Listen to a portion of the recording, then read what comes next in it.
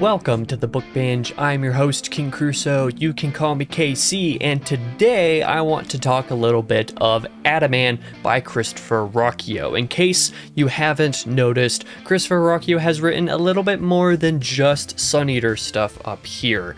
And it's not been a lot of non-Sun Eater stuff up to this point, but there has been a little bit. What I am referencing is, just as I mentioned, Adaman. What is Adaman? Adaman is basically Christopher Ruocchio's take on a sword and sorcery type of fantasy-like setting with a Conan-esque type of character where you have a lone wanderer who just kind of does his own thing in a world, various short stories kind of telling about different tales of things that he encounters and that he does. Tales that are basically all standalone and that can be read basically however you like. There are currently, at this video's publishing, 4 Adaman stories available, and 2 should be coming out in December. One of those is going to be part of the Grimoire collection, the Grim Oak Press Grimoire anthology that will be published at Dragonsteel Nexus 2025. The other one of those should be on Patreon, just as most of these other stories are, but we'll talk a little bit more about that here soon. I have 5 of these stories that I have access to that I've read. Well, actually, at the time of recording this video, the 5th one of those I have not quite read yet, but everybody else should have access to the first 4 of these pretty easily. If you enjoy Christopher Ruocchio's writing, I think that you should check out Adaman. I'm going to talk a little bit more about that point specifically here, of course. But I also think that even if you didn't enjoy Sun Eater very much, or if Sun Eater doesn't click for you, if Hadrian as a character, for example, doesn't click for you, I think that you should at least give the first Adaman story a shot, and I will talk a little bit more about that, like I said. If you like actual morally gray characters, Adaman kind of fits that bill, where he's just kind of doing his own thing in accordance to his own rule set. He kind of lives separate from the world that he lives in. If you also like a complex suite of gods and other, deific type of figures, Adaman's world has some pretty good stuff on that front as well. Overall, everything about Adaman is a vibe that I particularly enjoy, and I think there is something to enjoy in there for a lot of people. If you like Christopher's writing already, you're going to like Adaman. And like I said, I think that even people for whom Sun Eater didn't click still should at least check this out because it's pretty cool. So let's talk about the actual stories themselves, and specifically where you can find them, how you can get access to them, how you can read them. Well, talking about Adaman, the character, Adaman is a lone wandering swordsman with a dark past that he would prefer to leave behind him. With the flair of a mercenary and the mind of a vagrant, Adaman goes about his days traveling through the various locations of Rook under its red sun and starless sky. As Christopher put it on one of the Patreon posts for Adaman, a world of gods and monsters, of foul sorcery, and of science fouler still. With his nameless horse and a sword of myth itself, Adaman lives out his weary existence in the service of his god Adaram, holding to a private quest. So, that is a little bit about Adaman himself. What about all of these stories? Like I said, there are currently 5 of these that are in existence that we know about, that I've had access to personally, that I will talk about in here, with a 6th one presumably also coming in December that I don't know a title for, that I haven't seen or heard anything about at all. So for now, we're going to talk about the 5 that are currently in known existence at this video's publishing in middle of 2025. The very first story, this came out a couple years ago at this point, The Barrow King, which you can get for free on Christopher Ruocchio's Patreon page. He did do a public post containing the Barrow King because there were a couple other places that you can read this for free as well, but for easy access you can go to Christopher's Patreon, search up Barrow King, and there should be a post related to it with a PDF for the story, like I said, completely free of charge.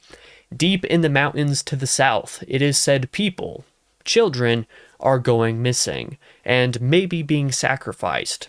Adaman hears tell of such occurrences and seeks them out in an attempt to weed out the evildoers who might commit such a crime and put down whatever strange powers they may be summoning. The Barrow King is a phenomenal story to open up the kind of Adaman universe, one that by itself is super rich to reread. Having reread this one even after only reading just 3 or 4 of the stories at the point that I did so, it was amazing how much I caught the second time around compared to the first time, just in terms of terminology and like the learning curve of the world and stuff. It's complex enough that like you're not just going to get every detail right off the rip, because there's plenty of stuff kind of implicit in there, some stuff that's a little bit hidden beneath the surface, kind of in that typical Christopher Ruocchio fashion. But it's also pretty approachable. The story, the vibe, the location and setting, the details of kind of like what's going on in the story and Adaman's character himself are super intriguing to me, and I recommend the story for being a good introduction to that character. It's also a great introduction to the character the Barrow King is, because it's the shortest one of these stories up to this point. I believe 3 of these 5 stories are in that sort of like 15 to 17,000 word range. One of those is like 12,000 words, and the Barrow King is like less than 9,000 words. So in relativity, the Barrow King is like the one short story here. The rest are all like novelette length. So Barrow King is short, good introduction to the character, sets a lot of intrigue and mystery, doesn't explain a whole lot of itself, definitely doesn't over-explain itself, and in those ways makes it super worth reading, and also makes it interesting to read more, makes you want to read more, because there's so many things that are just kind of left open that you haven't heard, that are still mysterious, that you want to learn more about in other stories. And all of the stories so far have a pretty diverse range of things for you to learn about in accordance with the world. The next story for Adaman that has come out is The Shrine of Lost Stars. The way to get this, there are technically 2 ways to get this, but if you want to get this more easily, more readily, you can go to banbooks.com, or, search this up on Amazon, wherever you want. The anthology collection called Swords and Larceny. This is, I believe, $9 on ebook and $15 on paperback, at least when I compiled notes for this video. That's what like the pre-order prices were, so you can pay that much, and Shrine of Lost Stars is in that collection. Otherwise, the other way to get Shrine of Lost Stars is to actually be I'm pretty sure it's the $10 a month tier on Christopher Ruocchio's Patreon, and there is a post for the Shrine of Lost Stars that you can get by being a part of that tier. That post is not purchasable separate, like it's not individually purchasable. If you want to just buy something and have the story, you're going to have to go to Swords and Larceny for that. But about the Shrine of Lost Stars, I believe that the Patreon post related to the story has a pretty good description of it from Christopher Ruocchio himself. Adaman of Newmore is tasked by the Grand Vizier of Koramsa to infiltrate a wandering temple and steal the legendary astrolabe of Libena, the witch goddess of night. But he is not working alone.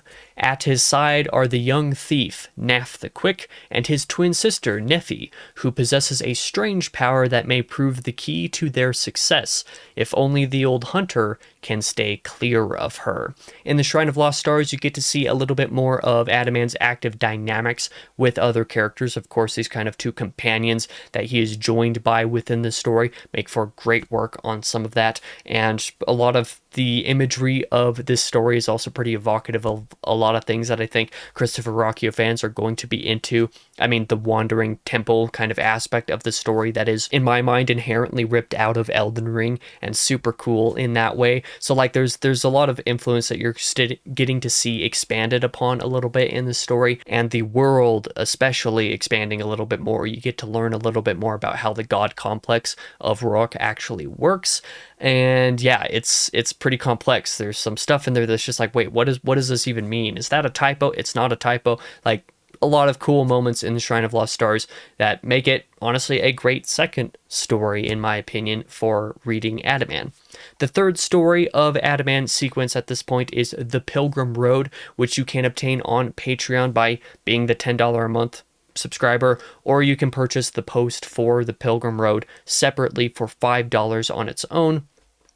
Adaman has been hired to guide and protect a group of travelers on a dangerous road, a road that has seen multiple attacks and ambushes in the recent past. When just such a one inevitably comes, Adaman holds the men from the empire that once enslaved him at bay before being forced to challenge their leader to a duel for the safety of his charge. Pilgrim Road is another great expansion of the world and Adaman's character within the setting of the stories, because you get to see a little bit of Adaman's past that you haven't heard referenced too much before. Get to get a little bit more explicit reference to some of that in there, and also to some of the more magical powers and abilities within the world. You get to see a little bit of that in accordance with Adaman and some other stuff going on in here. And there's a big giant wolf in the story as well, so that's pretty cool. Pilgrim Road is probably my least favorite personally of the 5, but it's still a great story. I definitely loved the opening a lot, and I think it's, you know, loop between the open and the close reflecting on each other is also really enjoyable.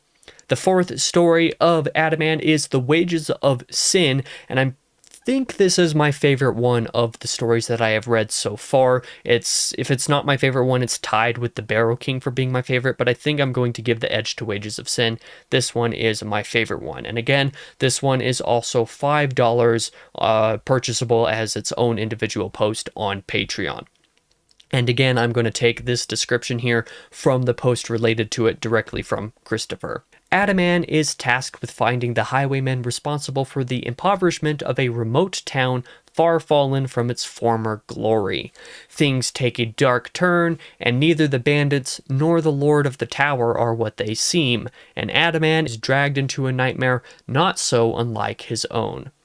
Like I said, Wages of Sin is probably my favorite story of the bunch, but do be warned, Wages of Sin is also the darkest story of the bunch so far, so, you know, a little bit of a trigger warning on that one, but really great stuff, really great material, handled really deftly. Wages of Sin was even edited by Christopher's wife to a degree, got some editorial input specifically because of some of the content that's in there. So it's the very first thing that Christopher's written that his wife has actually read. Anyway, the 5th story of Adaman is titled A Knightess of Vaughn, and like I said, this will be in the Grimoire Dragonsteel Nexus 2025 Anthology Edition. I believe you can pre-order this on Grim Oak's website, either to be picked up at Dragonsteel Nexus if you are attending, or you can pre-order it to be shipped to you. I'm pretty sure there will be digital editions of this at some later point in time, but yeah, Knightess of Vaughn will be within that collection. Just as I've mentioned a few times up to this point as well, I haven't actually read A Knightess of Vaughn yet, and it doesn't have a description anywhere for me to actually kind of get information from. I could ask Christopher to have written one of these for the purposes of this video specifically, but I decided not to. I want to go into this blind just as I have all of the other stories, and also because there are a couple other people who Christopher has sent the story to who say it is both of their favorites. So I definitely want to go into this one blind, see if this one ends up being my favorite as well. I can't attest to its quality personally, and again, I don't have a description to kind of give you for this one, but it is one that I'm greatly looking forward to reading. At the time of this video's release, and I don't remember what day it is, I will probably have read the story by the time the video comes out, but I am recording this and various other videos for September, just about all of September's videos actually ahead of time, because I have no surgery happening in the middle of the month, so I'm getting ahead on videos and things like that. So basically, at the time you're seeing this, I will be just as surprised by this story as everybody who will be reading it with the Dragonsteel Nexus collection of it in December. I mean, I won't have the extra 2 months to wait for it, but, you know, for all intents and purposes, it will effectively be the same. Now, I've kind of referenced this implicitly over the last section of the video. What order should you read the Adaman stories? Is there a timeline or a recommended reading order? Well, yes and no to both of these questions. Yes, there is an internal chronology to the story. There is a timeline to these stories, but it's not that important. You don't really need to focus on it. For example, Pilgrim Road, pretty sure takes place like third of the stories, and Wages of Sin takes place after Pilgrim Road, and then the other two stories occur somewhere before the other two, and I can't remember off the top of my head if one of them references the other specifically. I think Shrine might reference Barrow King, but I don't actually remember. in either case, like, there is an internal chronology, there is an order to some of the stories, and especially as more stories come out, there will have to be kind of a timeline, a chronology, you know, a kind of continuity to adhere to, just so that things don't get really out of whack very quickly.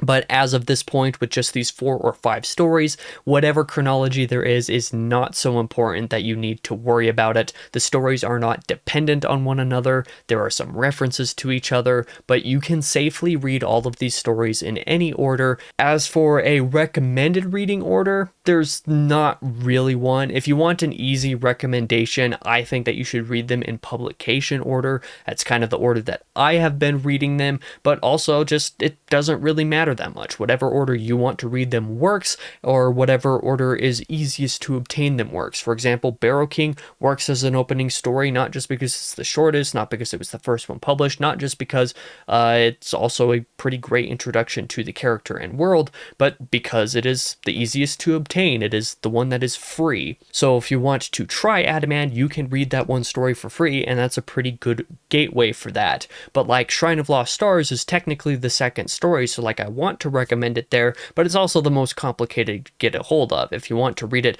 you either have to become an actual monthly patron of Christopher at a higher price point to be able to get access to the post that contains the story, or you just need to buy that anthology from Bane Books that contains the story, which compared to Pilgrim Road and Barrow King and Wages of Sin are all accessible on Patreon through Christopher. It's just kind of easier to get to the other stories that are at this point currently published than it is to get to Shrine. So if Shrine was the last one you read because of that, I would totally get it. I would totally understand. But at the end of the day, as long as you know where all the stories are, where they're accessible, you're just kind of good to go. It doesn't really matter beyond that point. So in short, yes, there's a timeline, but it's fuzzy. It doesn't make any difference for the reading. There's no required reading order, and by that token, there's no real recommended reading order aside from, say, like publish order or whatever's easiest for you to obtain.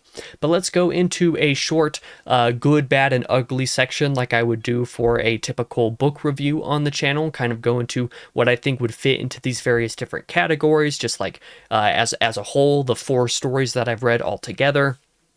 For the good, I would definitely praise the immaculate vibes of Adaman. Short stories are pretty underdone as a medium these days, but Adaman really, really works for them. And like, I'm a fan of a lot of Christopher's Sun Eater short stories, but like a lot of those are, I mean, they're not dependent on being invested in the universe per se, but like if you're not invested in that universe, basically none of those stories are probably going to change your mind to any serious degree, at least like trying to see things from a more outside perspective than I'm capable of seeing. That's how I feel like it would be.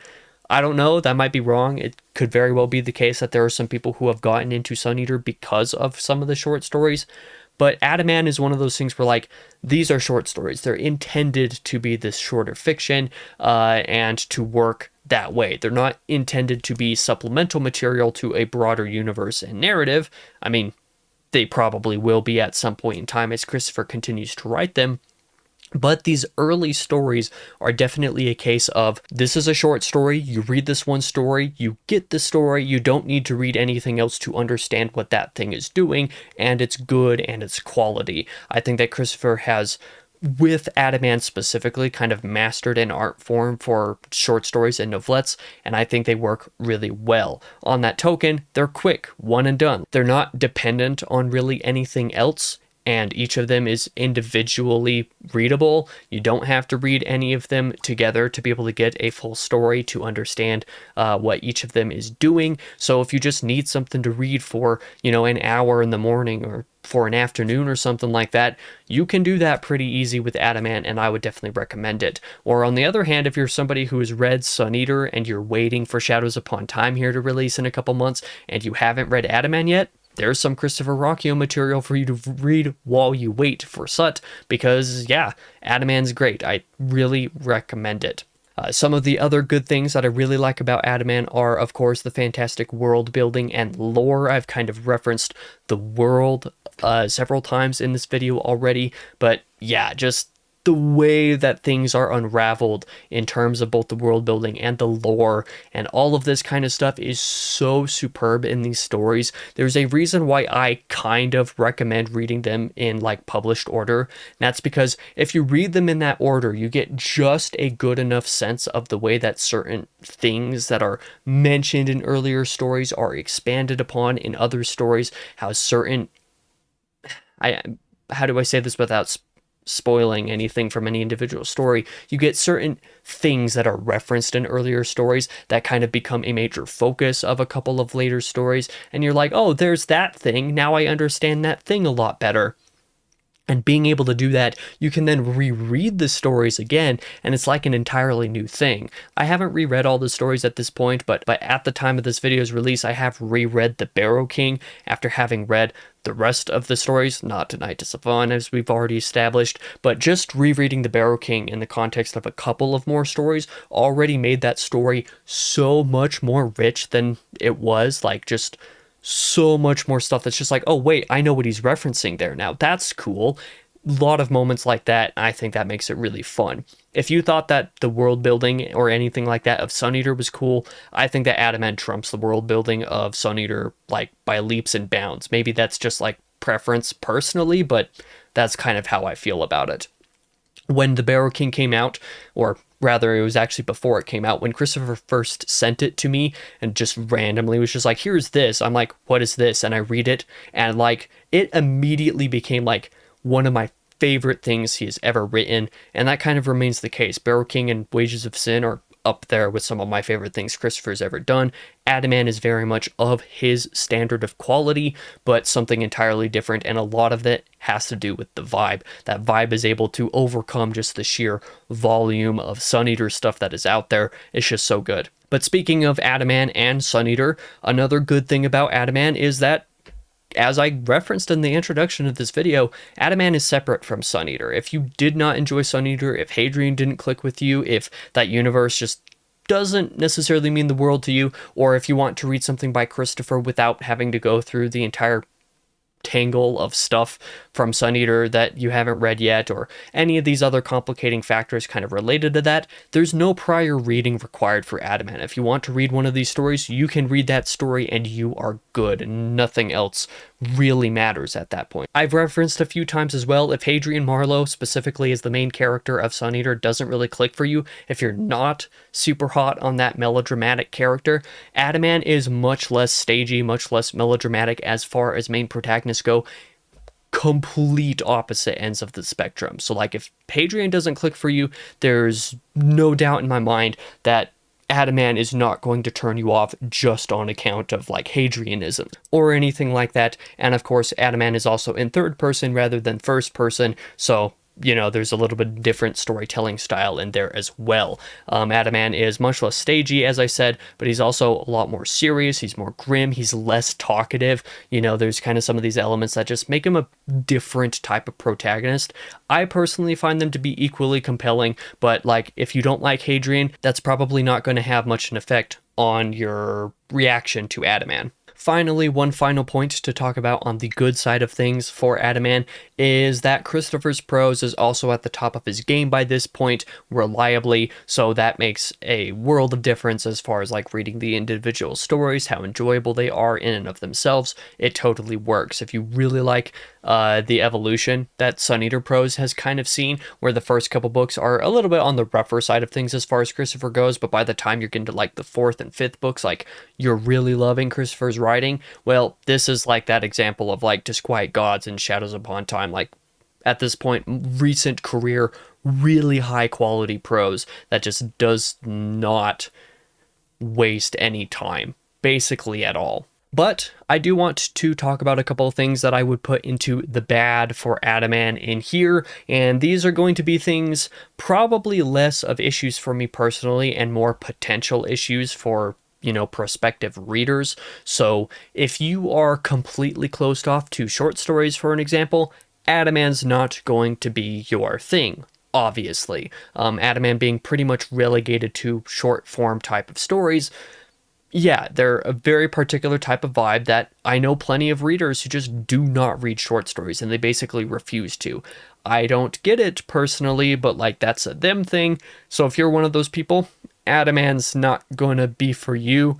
He might manage to change your mind if you give him a shot, but you have to be willing to give him that shot first. I honestly pretty highly struggle to find like legitimate broad scale bad things about Adaman that will probably turn most people off, because I just find so much of it to be so good. Some of the content of some of these stories does, however, trend a little bit more towards some darker themes than I think that Sun Eater usually explores. Not that much darker, just kind of in a different way, a more kind of head-on way compared to Hadrian's narration, for example. Like Wages of Sin has a sort of sensitive trigger warning type of stuff going on in there. I would not say even that story is overly explicit. Christopher's wife editorialized on it specifically to kind of keep from it being kind of over the top and like serving no purpose, for example, but it is still something that I think you should watch out for.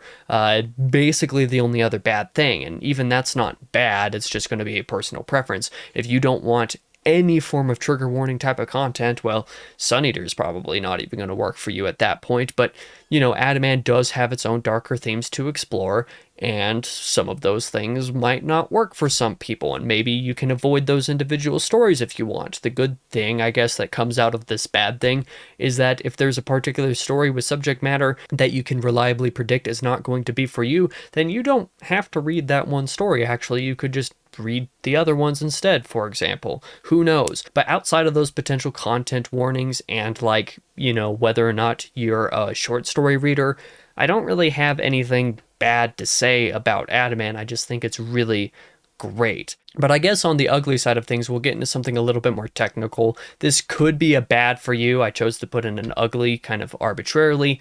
If you're following along closely with Adaman, you're going to kind of know how many stories are out there and where you can obtain them. But if you're not following closely, that's going to be an ordeal for a good amount of people. The general rule of thumb up to this point has been that outside of Shrine of Lost Stars, the others are individual posts on Patreon that you can go to and access in one way or another, even if you're not a member of Christopher's Patreon. But the more of these stories get published, probably the more complicated where you can find them is going to get, until there's a collection of Adaman that comes out at some point. Maybe we'll see one of those when there's several more stories out, but we don't really know anything at this point on that front. If you keep up with Ruocchio's monthly updates on YouTube, you'll be fine, but the ugly is that unless you are following closely kind of the publishing of Adaman, there's a good chance that you might miss one or two stories here or there just because of random stuff like that. Either way, that is going to be the end of today's video. I'm sorry for doing so much rambling, and I know that it was a lot of rambling, but either way, thank you so much for watching. I hope you all enjoyed the video, and I also hope you all read and love Adaman the way that I enjoy Adaman's stuff. As soon as Christopher secretly sent me the first story all that time ago, I just kind of fell in love with this world. Instantly fell in love with it, and that love has only grown more true with time, and I wanted to give Adaman a shout out on the channel here just to tell people, like, hey, if you're not aware of Adaman, if you're not aware that Christopher's doing anything that isn't Sun Eater, go and read Adaman. It's really, really good. And also, as kind of a bonus, if you want to know how I would rank the stories, I would rank the 4 of them that I have read up to this point. Wages of Sin probably in first place, but it's basically tied with the Barrow King there at second place. Then the Shrine of Lost Stars would come in third, and Pilgrim Road is kind of trailing a little bit further behind than the other 3. Pilgrim Road, just for whatever reason, is like easily my least favorite. I don't even have to think about that. But the reason why is I don't really know the reason why. I have a friend whose Pilgrim Road is their favorite one, for example. So it's like, you could have any reaction to these. Don't take my word for gospel on this front. One of the cool things about Adaman is that all of the stories could be ranked differently. All of the people that I've talked to, even with just the 4 short stories that are available at this point, the way that people rank them in accordance favorite to least favorite is completely different. It's one of those things like Sun Eater where, you know, there's a choice or two that seem to be a little bit more reliable in a sense, but like at this point, rankings are all over the place. So, you know, there's not anything here where it's like, oh yeah, one of these stories is just kind of reliably the worst one or something. They're all really good. And just as one final reminder here, I have not read A Knightess of Vaughn yet, the 5th story, but I have reason to believe, kind of as I referenced before, that it'll probably at least be in my top 3. It could potentially be my favorite of the stories, but if you've read any of these, let me know how you would rank them in the comments down below. Thank you one final time for watching. For now, I've been your host, King Crusoe. You can call me KC, and I hope to see you guys in the next video.